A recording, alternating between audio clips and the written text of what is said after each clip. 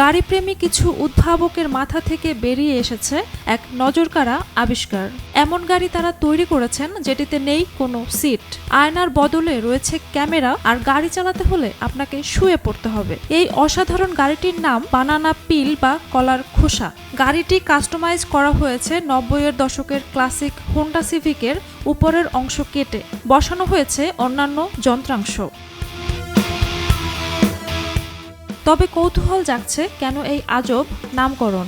এর কারণ হলো যেভাবে কলার খোসা মাটিতে লেপ্টে থাকে, গাড়িটিও ঠিক তেমনভাবেই রাস্তায় লেপ্টে থাকে। এতটাই নিচু যে চোখে না দেখলে বিশ্বাসই হবে না যে এটি একটি চলমান গাড়ি। আর আজব এই গাড়িটি তৈরি হয়েছে তাইওয়ানে।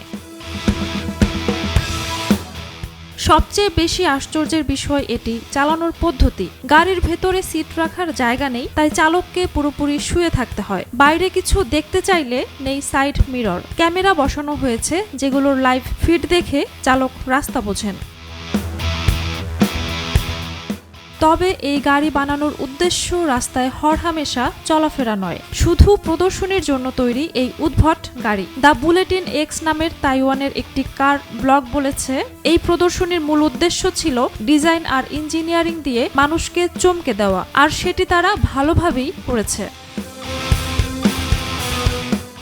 এই ধরনের উদ্ভাবনী চিন্তাশক্তি প্রযুক্তিগত উন্নয়নের পথে অবশ্যই এক যুগান্তকারী পরিবর্তন নিয়ে এসেছে। এই উদ্ভাবনগুলো নিঃসন্দেহে আগামী প্রজন্মের ডিজাইনার ও প্রকৌশলীদের অনুপ্রেরণা যোগাবে।